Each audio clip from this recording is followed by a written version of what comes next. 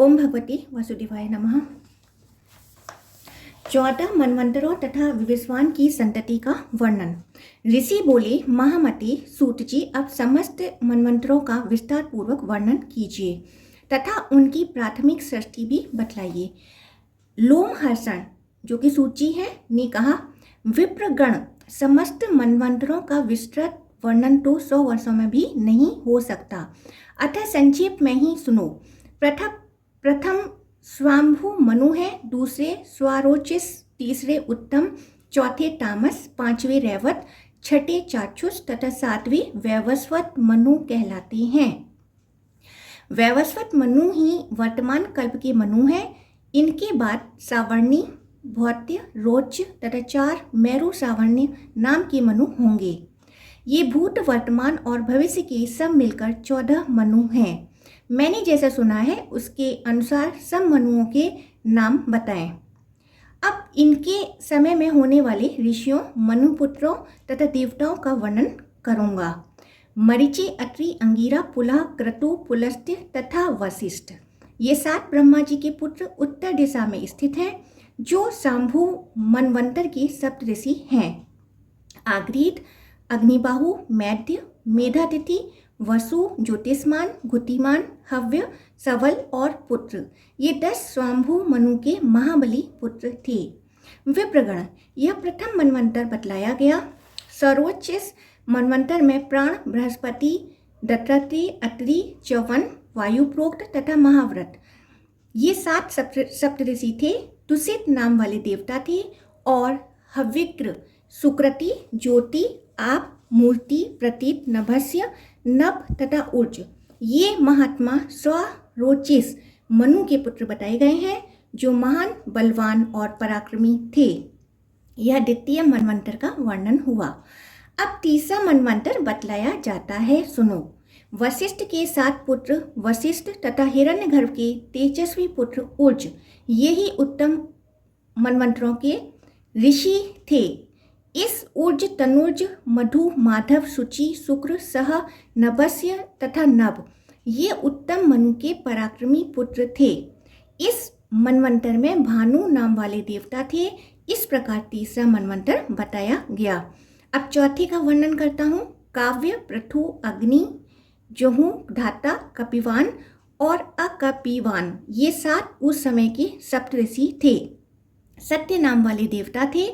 घुति, तपस्य, सुतपा, तपोभूत, सनातन, तपोरति, अकलमास, तन्वी, धन्वी और परम तप, ये 10 तामस मनु के पुत्र कहे गए हैं। यह चौथे मनवंतर का वर्णन हुआ है। 5वां रेवत मनवंतर है। उसमें देवबाहु, यद्धुत, वेदशिरा, हिरण्यरोमा, पर्जन्य, सोमनंदन, उर्वबाहु तथा अत्रि कुमार, सत्यनेत्र, यह सप्तऋषि थे। अभूत, रजा और प्रकृति नाम वाले देवता थे। घृतिमान, अव्ययुक्त, तत्वदर्शी, निरुत्सुक, आरण्य, प्रकाश, निर्मोह, सत्यवाक और प्रति, ये रेवत मनु के पुत्र थे। यह 5वां मनवंतर बताया गया। अब छठे चाक्षुष मनवंतर का वर्णन करता हूँ, सुनो। उसमें भृगु, नभ, विवस्वान, सुधामा, विरजा, अतिनामा और सहिष्णु, ये ही सप्तऋषि थे। लेख नाम वाले 5 देवता थे। नाटवले नाम से प्रसिद्ध रुरु आदि चाक्षुष मनु के 10 पुत्र बतलाए जाते हैं। यहाँ तक छठे मनवंतर का वर्णन हुआ। अब 7वें वैवस्वत मनवंतर का वर्णन सुनो। अत्रि, वशिष्ठ, कश्यप, गौतम, भारद्वाज, विश्वामित्र तथा जमदग्नि, ये इस वर्तमान मनवंतर में सप्तऋषि होकर आकाश में विराजमान हैं। साध्य, रुद्र, विश्वदेव, वसु, मरुद्गण, आदित्य और अश्विनी कुमार, ये इस वर्तमान मनवंतर के देवता माने गए हैं। वैवस्वत मनु के इक्ष्वाकु आदि 10 पुत्र हुए। ऊपर जिन महातेजस्वी महर्षियों के नाम बताए गए हैं, उन्हीं के पुत्र और पौत्र आदि संपूर्ण दिशाओं में फैले हुए हैं।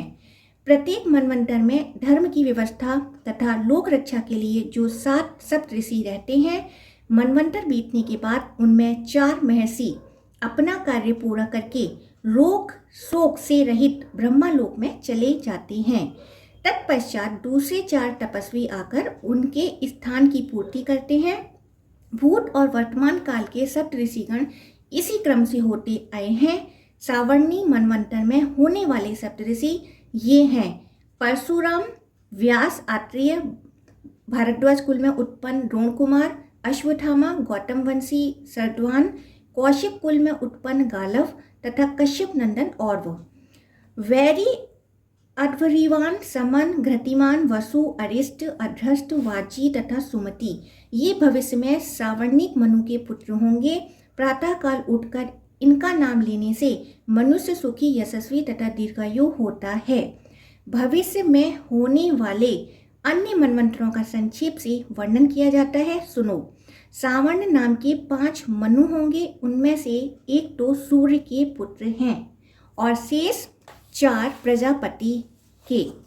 ये 4 मेरुगिरी के शिखर पर भारी तपस्या करने के कारण मेरु सावण्य के नाम से विख्यात होंगे।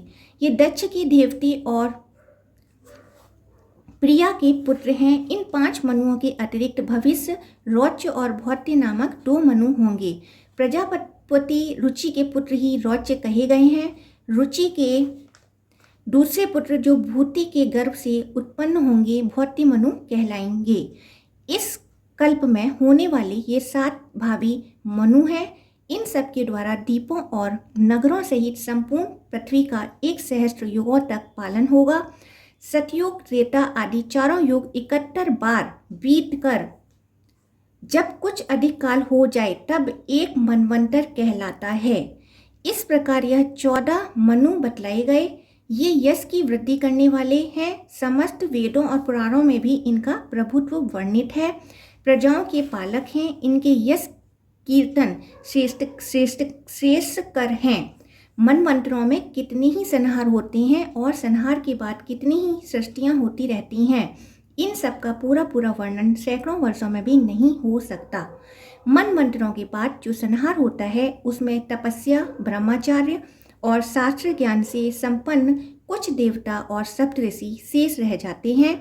1000 चतुर्युग पूर्ण होने पर कल्प समाप्त हो जाता है। उस समय सूर्य की प्रचंड किरणों से समस्त प्राणी दग्ध हो जाते हैं। तब सब देवता आदित्य गणों के साथ ब्रह्मा जी को आगे करके सुरश्रेष्ठ भगवान नारायण में लीन हो जाते हैं। वे भगवान ही कल्प के अंतर्गत पुनः सब भूतों की सृष्टि करते हैं। वे अव्यक्त सनातन देवता हैं। यह संपूर्ण जगत उन्हीं का है। मुनिवरों, अब मैं इस समय वर्तमान महातेजस्वी वैवस्वत मनु की सृष्टि का वर्णन करूंगा। महर्षि कश्यप से उनकी भार्या दक्ष कन्या अदिति के गर्भ से विवस्वान, जिन्हें सूर्य कहा गया है, का जन्म हुआ। विश्वकर्मा की पुत्री संज्ञा विवस्वान की पत्नी हुई, अर्थात जो संज्ञा है वह सूर्यदेव की पत्नी हुई।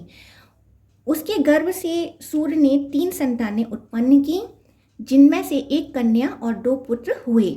सबसे पहले प्रजापति श्राद्धदेव, जिन्हें वैवस्वत मनु कहते हैं, उत्पन्न हुए। तत्पश्चात यम और यमुना ये जुड़वा संतानें हुईं। भगवान सूर्य के तेजस्वी स्वरूप को देखकर संज्ञा उसे सह न सकी। उसने अपने ही समान वर्ण वाली अपनी छाया प्रकट की। वह छाया संज्ञा अथवा सवर्णा नाम से विख्यात हुई। उसको भी संज्ञा ही समझकर सूर्य ने उसके गर्भ से अपने ही समान तेजस्वी पुत्र उत्पन्न किया। वह अपने बड़े भाई मनु के ही समान था, इसलिए सावर्ण मनु के नाम से प्रसिद्ध हुआ। छाया संज्ञा से जो दूसरा पुत्र हुआ उसकी शनिश्चर के नाम से प्रसिद्धि हुई। यम धर्मराज के पद पर प्रतिष्ठित हुए और उन्होंने समस्त प्रजा को धर्म से संतुष्ट किया। इस शुभ कर्म के कारण उन्हें पितरों का आधिपत्य और लोकपाल का पद प्राप्त हुआ। सावर्ण मनु प्रजापति हुए। आने वाले सावर्णिक मनवंतर के ही स्वामी होंगे। वे आज भी मेरुगिरी के शिखर पर नित्य तपस्या करते हैं। उनके भाई शनिश्चर ने ग्रह की पदवी पाई। आगे है वैवस्वत मनु के वंशजों का वर्णन। लोमहर्षण जी कहते हैं वैवस्वत मनु के 9 पुत्र उन्हीं के समान हुए। उनके नाम इस प्रकार हैं: इक्ष्वाकु, नाभाग, दृष्ट, सरयाति, नरिष्यंत, प्रांशु, अरिष्ट, कुरुस तथा प्रसृद्ध। एक समय की बात है, प्रजापति मनु पुत्र की इच्छा से मैत्रा वरुण याग कर रहे थे। उस समय तक उन्हें कोई पुत्र नहीं हुआ था। उस यज्ञ में मनु ने मित्रा वरुण के अंश की आहुति डाली। उसमें से दिव्य वस्त्र एवं दिव्य आभूषणों से विभूषित दिव्य रूप वाली इला नाम की कन्या उत्पन्न हुई। महाराज मनु ने उसे इला कहकर संबोधित किया और कहा, कल्याणी तुम मेरे पास आओ। तब इला ने पुत्र की इच्छा रखने वाले प्रजापति मनु से यह धर्मयुक्त वचन कहा, महाराज मैं मित्रा वरुण के अंश से उत्पन्न हुई हूँ, अतः पहले उन्हीं के पास जाऊंगी। आप मेरे धर्म में बाधा न डालिए। यूं कहकर वह सुंदरी कन्या मित्रा वरुण के समीप गई और हाथ जोड़कर बोली, भगवान मैं आप दोनों के अंश से उत्पन्न हुई हूँ, आप लोग की किस आज्ञा का पालन करूँ? मनु ने मुझे अपने पास बुलाया है। मित्रा वरुण बोले, सुंदरी तुम्हारे इस धर्म, विनय, इंद्रिय संयम और सत्य से हम लोग प्रसन्न हैं। महाभागे तुम हम दोनों की कन्या के रूप में प्रसिद्ध होंगी तथा तुम ही मनु के वंश का विस्तार करने वाली पुत्र हो जाओगी। उस समय तीनों लोकों में सुगुम्न नाम से तुम्हारी ख्याति होगी। यह सुनकर वह पिता के समीप से लौट पड़ी। मार्ग में उसकी बुद्ध से भेंट हो गई। बुद्ध ने उसे एथोन के लिए आमंत्रित किया। उनके वीर से उसने पुरुरवा को जन्म दिया। तत्पश्चात वह सुगुम्न के रूप में परिणत हो गई। सुगुम्न के 3 बड़े धर्मात्मा पुत्र हुए, उत्कल, गय और विनाश। उत्कल की राजधानी उत्कला उड़ीसा हुई। विंतास्व को पश्चिम दिशा का राज्य मिला तथा गय पूर्व दिशा के राजा हुए। उनकी राजधानी गया के नाम से प्रसिद्ध हुई। जब मनु भगवान सूर्य के तेज में प्रवेश करने लगे तब उन्होंने अपने राज्य को 10 भागों में बांट दिया। सुगुम्न के बाद उनके पुत्रों में इक्ष्वाकु सबसे बड़े थे, इसलिए उन्हें मध्य देश का राज्य मिला। सुगुम्न कन्या के रूप में उत्पन्न हुए थे, इसलिए उन्हें राज्य का भाग नहीं मिला। फिर वशिष्ठ जी के कहने से प्रतिष्ठानपुर में उनकी स्थिति हुई। प्रतिष्ठानपुर का राज्य पाकर महायशस्वी सुगुम्न ने उसे पुरुरवा को दे दिया। मनु कुमार सुगुम्न क्रमशः स्त्री और पुरुष दोनों के लक्षणों से युक्त हुए, इसलिए इला और सुगुम्न दोनों नामों से उनकी प्रसिद्धि हुई। नरेश यंत्र के पुत्र शक हुए। नाभाग के राजा अम्बरीश हुए। धृष्ट से धाष्ट्रक नाम वाले क्षत्रियों की उत्पत्ति हुई जो युद्ध में उन्मत्त होकर लड़ते थे। कुरुस के पुत्र कारुस नाम से विख्यात हुए। वे भी रणोन्मत्त थे।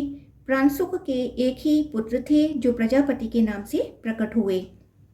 शर्यटी के जो जुड़वा संतानें हुई उनमें अनर्त नाम से प्रसिद्ध पुत्र तथा सुकन्या नाम वाली कन्या थीं।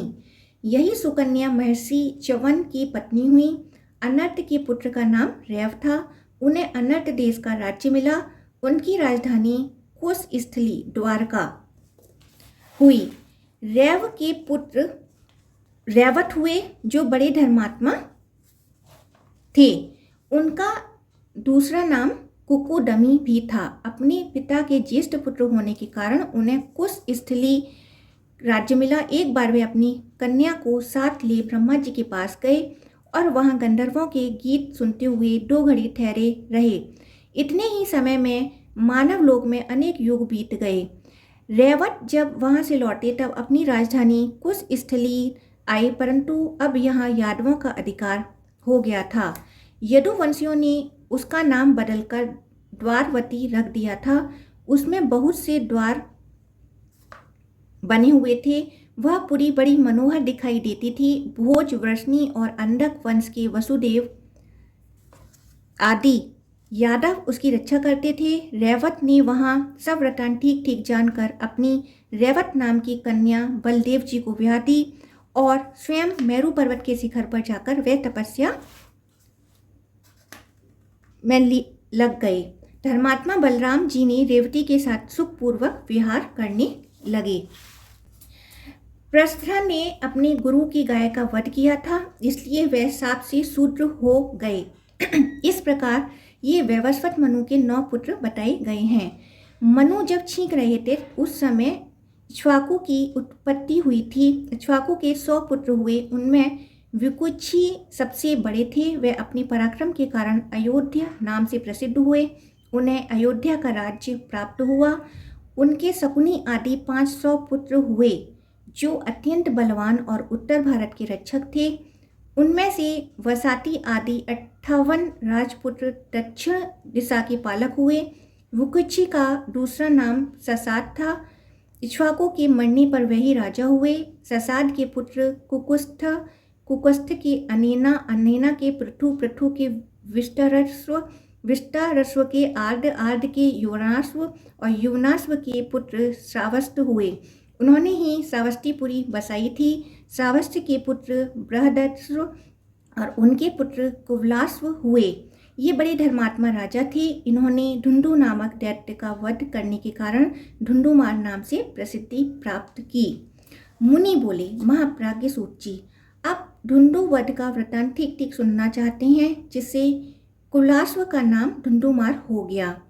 लोमहर्षक जी ने कहा, कुवलाश्व के 100 पुत्र थे। वे सभी अच्छे धनुर्धर, विद्याओं में प्रवीण, बलवान और दुर्धर्ष थे। सबके धर्म में निष्ठा थी। सभी यज्ञकर्ता तथा प्रचुर दक्षिणा देने वाले थे। राजा बृहदस्व ने कुवलाश्व को राजपद पर अभिषिक्त किया और स्वयं वन में तपस्या करने के लिए जाने लगे। उन्हें जाते देख ब्रह्मर्षि उत्तरंग ने रोका और इस प्रकार कहा, राजन, आपका कर्तव्य है प्रजा की रक्षा, अतः वही कीजिए। मेरे आश्रम के समीप मधु नामक राक्षस का पुत्र महान असुर ढुंडु रहता है। वह संपूर्ण लोगों का संहार करने के लिए कठोर तपस्या करता और बालू के भीतर सोता है। वर्ष भर में एक बार वह बड़े जोर से सांस छोड़ता है। उस समय वहाँ की पृथ्वी डोलने लगती है। उसके श्वास की हवा से बड़े जोर की धूल उड़ती है और सूर्य का मार्ग ढक लेती है। लगातार 7 दिनों तक भूकंप होता रहता है। इसलिए अब मैं अपने उस आश्रम में रह नहीं सकता। आप समस्त लोक के हित की इच्छा से उस विशालकाय दैत्य को मार डालिए। उसके मारे जाने पर सब सुखी हो जाएंगे। बृहदस्व बोले, भगवान, मैंने तो अब अस्त्र शस्त्रों का त्याग कर दिया। यह मेरा पुत्र है, यही ढुंडु दैत्य का वध करेगा। राजश्री बृहदस्व ने अपने पुत्र कुवलाश्व को ढुंडु के वध की आज्ञा दे स्वयं पर्वत के समीप चले गए। कुवलाश्व अपने सब पुत्रों को साथ लिए ढुंडु को मारने चले। साथ में महर्षि उत्तरंग भी थे। उत्तरंग के अनुरोध से संपूर्ण लोगों के हित करने के लिए साक्षात भगवान विष्णु ने कुवलाश्व के शरीर में अपना तेज प्रविष्ट किया। दुर्धर्ष वीर कुवलाश्व जब युद्ध के लिए प्रस्थित हुए तब देवताओं का यह महान शब्द गूंज उठा, ये श्रीमान नरेश अवध्य हैं, इनके हाथ से आज ढुंडु अवश्य मारा जाएगा। पुत्रों के साथ वहां जाकर वीरवर कुवलाश ने समुद्र को खुदवाया। खोदने वाले राजकुमारों ने बालू के भीतर ढुंडु का पता लगा लिया। वह पश्चिम दिशा को घेर कर पड़ा था। वह अपने मुख की आग से संपूर्ण लोगों का संहार सा करता हुआ जल का स्रोत बहाने लगा। जैसे चंद्रमा के उदय काल में समुद्र में ज्वार आता है, उसकी उत्ताल तरंगें बढ़ने लगती हैं, उसी प्रकार वहाँ जल का वेग बढ़ने लगा। कुवलाश्व के पुत्रों में से 3 को छोड़कर शेष सभी ढुंडु की मुखाग्नि से जलकर भस्म हो गए। तदंतर महातेजस्वी राजा कुवलाश्व ने उस महाबली ढुंडु पर आक्रमण किया। वे योगी थे, इसलिए उन्होंने योग शक्ति के द्वारा वेग से प्रवाहित होने वाले जल को पी लिया और आग को बुझा दिया। फिर बलपूर्वक उस महाकाय जलचर राक्षस को मारकर महर्षि उत्तरांग का दर्शन किया। उत्तरांग ने उन महात्मा राजा को वर दिया कि तुम्हारा धन अच्छे होगा और शत्रु तुम्हें पराजित न कर सकेंगे। धर्म में सदैव तुम्हारा प्रेम बना रहेगा तथा अंत में तुम्हें स्वर्गलोक की अक्षय निवास प्राप्त होगा। युद्ध में तुम्हारे जो पुत्र राक्षस द्वारा मारे गए हैं उन्हें भी स्वर्ग में अच्छे लोग प्राप्त होंगे। ढुंडुमार के जो 3 पुत्र युद्ध में जीवित बच गए थे उनमें से दृढ़ाश्व सबसे ज्येष्ठ थे और चंद्राश्व तथा कपिलाश्व उनके छोटे भाई थे। धृणाश्व के पुत्र का नाम हरेश्व था। हरेश्व पुत्र निकुंभ हुआ, जो सदा क्षत्रिय धर्म में तत्पर रहता था। निकुंभ का युद्ध विशारद पुत्र सहनताश्व था। सहनताश्व के 2 पुत्र हुए, अक्रासाश्व और कृशाश्व। उसकी हेमवती नाम की एक कन्या भी हुई, जो आगे चलकर दृष्टद्युति के नाम से प्रसिद्धि हुई। उसका पुत्र प्रसेनजित हुआ, जो तीनों लोकों में विख्यात था।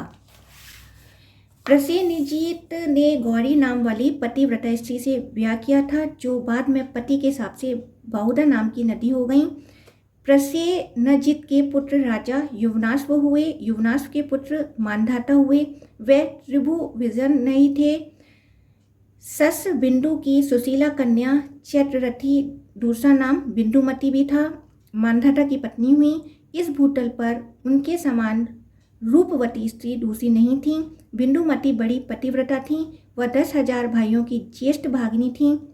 मानधाते ने उसके गर्भ से धर्मज्ञ पुरुकुत्सत और राजा मृचुकुंद ये 2 पुत्र उत्पन्न किए।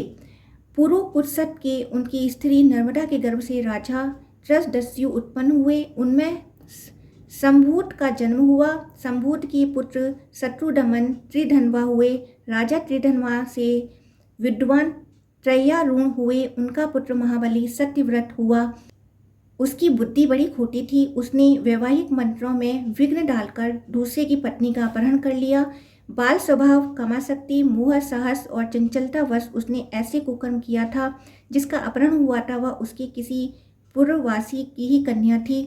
इस अधर्म रूप संगो कांटे के कारण कुपित होकर त्रय्यारूण ने अपने उस पुत्र को त्याग दिया। उस समय उसने पूछा, पिताजी, आपके त्याग देने पर मैं कहाँ जाऊँ? पिता ने कहा, जो कुल कलंक जा चंडालों के साथ रह। मुझे तेरे जैसे पुत्र की आवश्यकता नहीं है। यह सुनकर वह पिता के कथनानुसार नगर से बाहर निकल गया। उस समय महर्षि वशिष्ठ ने उसे मना नहीं किया। वह सत्यव्रत चंडाल के घर के पास रहने लगा। उसके पिता भी वन में चले गए। उसी अधर्म के कारण इंद्र ने उस राज्य में वर्षा बंद कर दी। महातपस्वी विश्वामित्र उसी राज्य में अपनी पत्नी को रखकर स्वयं समुद्र के निकट भारी तपस्या कर रहे थे। उनकी पत्नी अकालग्रस्त हो अपनी मझले ओर से पुत्र के गले में रस्सी डाल दी और शेष परिवार के भरण पोषण के लिए 100 गाय लेकर उसे बेच दिया। राजकुमार सत्यव्रत ने देखा कि विक्रय के लिए इसके गले में रस्सी बंधी हुई है। तब उस धर्मात्मा ने दया करके महर्षि विश्वामित्र के उस पुत्र को छुड़ा लिया और स्वयं ही उसका भरण पोषण किया। ऐसा करने में उसका उद्देश्य था महर्षि विश्वामित्र को संतुष्ट करके उनकी कृपा प्राप्त करना। महर्षि का वह पुत्र गले में बंधन पड़ने के कारण महातपस्वी गालव के नाम से प्रसिद्ध हुआ। इसके पश्चात है राजा सागर का चरित्र तथा इक्ष्वाकु वंश के मुख्य राजाओं का परिचय।